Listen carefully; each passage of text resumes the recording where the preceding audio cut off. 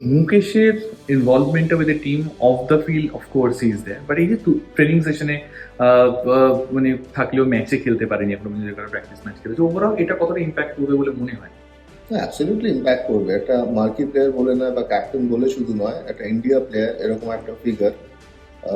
খুব ইন্টারেস্টিং ব্যাপার হচ্ছে, যেদিনকে মুকেশ আইপিএল থেকে ফ্রি হলো সেদিনকেই রাত্রিবেলা ফোন করে আমাকে, বললো স্যার আমাকে একটা দিন টাইম দিন, আই জয়েন ইন।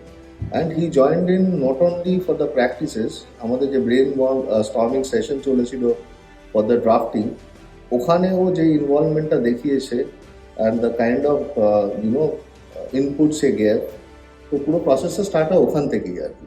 এবং তারপরে অবভিয়াসলি যখন প্র্যাকটিস সেশন স্টার্ট হয়, ওর একটা প্রোটোকলে চলছিল, যেটা ফিটনেস প্রোটোকল। ও নিজের মতো করে he had to come back to that as per BCCI norms. কিন্তু প্রত্যেকটা সেশনে he was there and he was there on time. এবং সেটা সেটা কি করে, that gets kind of reflected to the whole team, মানে এটা পুরো টিমকে একটা এফেক্ট করে ফেলে।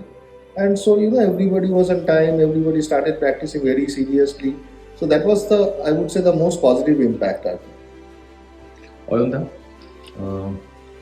এই টিমে এরকম অনেক ব্যাটসম্যান রয়েছে, ব্যাটার্স রয়েছে, যাদের সঙ্গে তুমি নিজে ক্রিকেটটা খেলেছো এবং still you playing on, like Ritam, গীতিদা। সো যারা টিমমেটস এতদিনের, তাদের ব্যাটিং কোচ হিসেবে নিউ রোলটা কতটা এনজয় করছো? হ্যাঁ দেখো, ভালোই এনজয় করছি। বন্ধু একটা সময়, কালিগ, তারপরে এখন আমি একটা অন্য রোল, ওদের একটা অন্য রোল, বাট এনজয় করছি। Learning process, give and take, অনেক কিছু নতুন জিনিস শিখছি, অনেক কিছু জিনিস শেখাচ্ছি। তো এই প্রসেসটা ভালোই লাগছে, আর আমি খুব এনজয় করছি এই রোলটা।